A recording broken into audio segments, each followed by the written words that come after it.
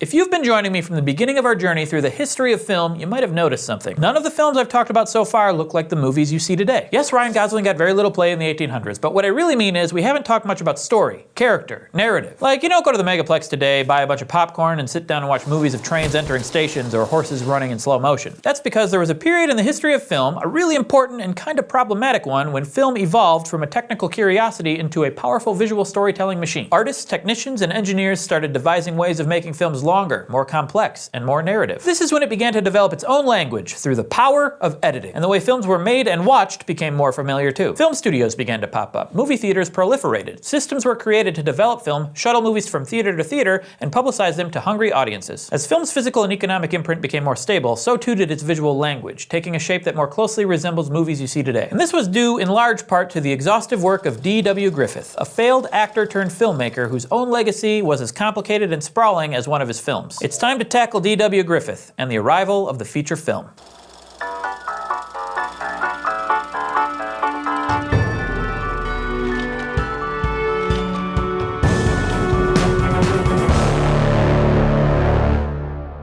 As the film industry took root, that whole system began to take a shape that's recognizable to us modern moviegoers. First, there's the studio. When an entertainment company grows big enough to have its own production facilities, from offices and sound stages to props, costumes, and editing rooms, we call it a studio. The studio is where the films are made by the production company. Second is the distributor. Its job is to market the movie to its audience, book the films onto screens, and then deliver them to the theaters. So the distributor actually gets the films out into the world. Thank you, distributor. I like watching movies. Finally, we have the exhibitor. This is the company that actually provides the film to the audience. Movie theaters and big theater chains are exhibitors, as are streaming services and DVD rental companies. In the first few decades of film production in the US, many of these companies were vertically integrated. That means that the studio owned the production company, and the distribution company, and even the exhibition company. While this made a lot of sense for the owners of the studios to be able to control the process from production to exhibition, it would eventually be ruled a monopoly. At that point, the studios would be forced to break off their distribution and exhibition businesses and open the field to competition. But that came later. In the early days, from about 1907 to 1913, the major film studios had tremendous power.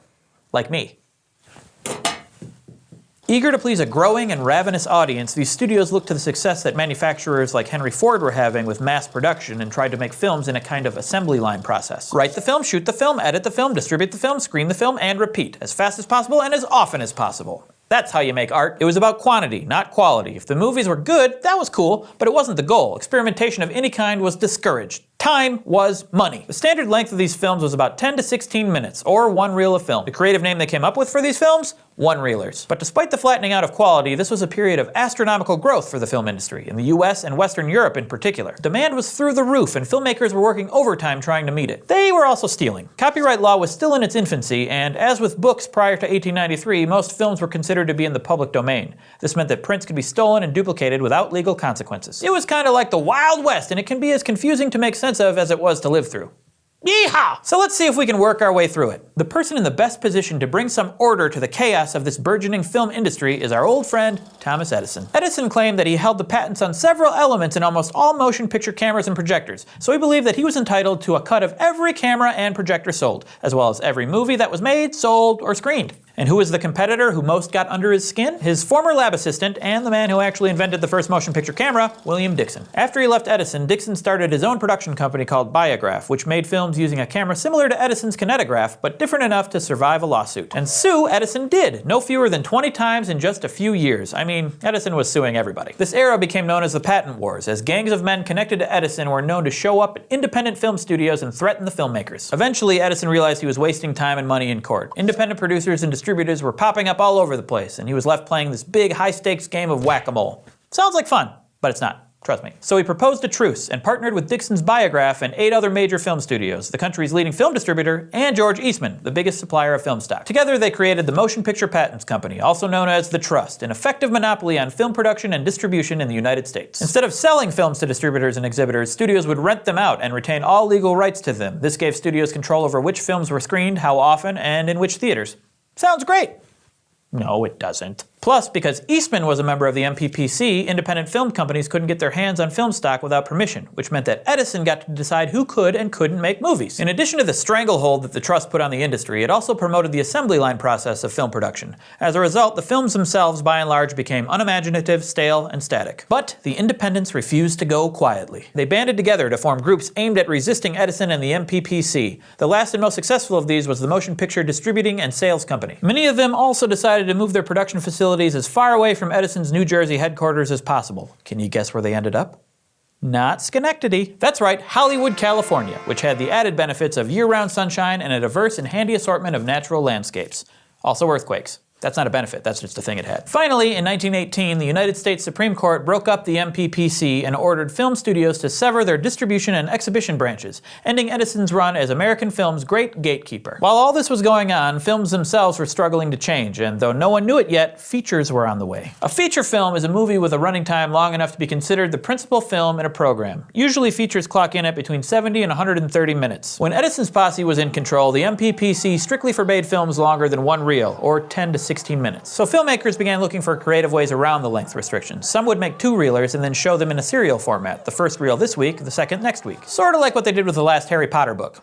I'm still not over that. 3 films in particular paved the way for features by convincing studios that longer films could be commercially successful. The first was The Crusaders, an Italian film from 1911 that was 4 reels long. The second was another 4-reeler, a French film called The Loves of Queen Elizabeth that starred megastar Sarah Bernhardt and made a ton of money in 1912. And finally, Quo Vadis, a 1913 Italian spectacle that boasted huge crowd scenes and big special effects, and ran 9 reels in length. And working steadily through all of this was a director named D.W. Griffith. The son of a Confederate colonel, Griffith was a failed stage actor who happened to be on an Edwin S. Porter set one day and fell in love with film. Within a few months, he was directing 1-reelers at an astonishing rate. He would go on to make more than 450 in less than a decade. What's even more impressive is he was able to integrate an actor's understanding of nuance and character with the film grammar laid down by pioneers like Porter. He made incredible innovations in how a film could be shot and cut. And most importantly, he grounded all of his new techniques in the service of character and story. For example, Griffith is credited with innovating the close-up, cutting to a shot of a character's face at a moment of high drama. This also required and rewarded a more subtle style of acting than film actors often delivered.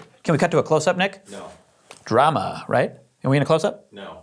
Why? He also used insert shots, close-ups of objects or characters' hands to draw attention to symbolic props or key narrative moments. He used increasingly extensive flashbacks to add depth to characters and their stories. And he found ingenious ways to use cross-cutting to engage the audience on a deep level, to make us empathize with his characters, to really care about what was happening to them. And it's remarkable how modern his films feel today.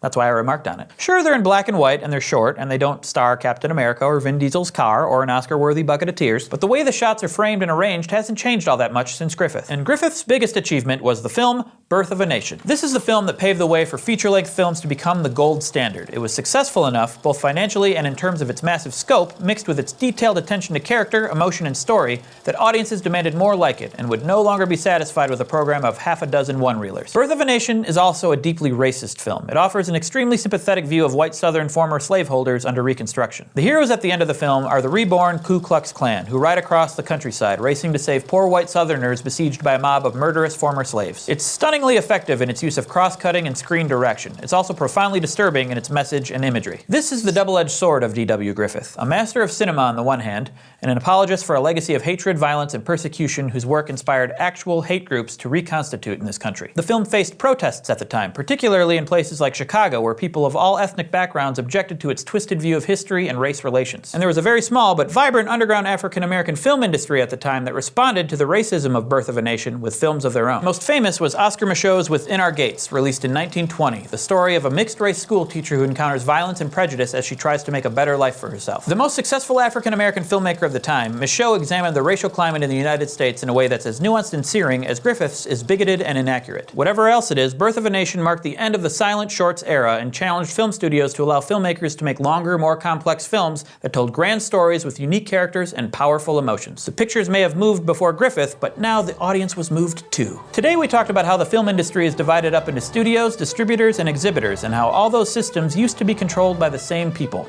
Then we discussed the independent filmmakers who resisted monopolies, started up Hollywood, and began creating longer feature films instead of 1-reelers. We introduce D.W. Griffith, who was an innovator and master of film language, but whose biggest achievement is a film cloaked in hate and racism. And next time, we'll talk about how the violence and politics of World War I influenced cinema, and how filmmakers began experimenting with horror, psychological twists, and the distortion of reality. Crash Course Film History is produced in association with PBS Digital Studios. You can head over to their channel to check out a playlist of their latest amazing shows, like Shanks FX, Indie Alaska, and Deep Look. This episode of Crash Course was filmed in the Dr. Cheryl C. Kinney Crash Course studio with the help of these one-reelers, and our amazing graphics team is Thought Cafe.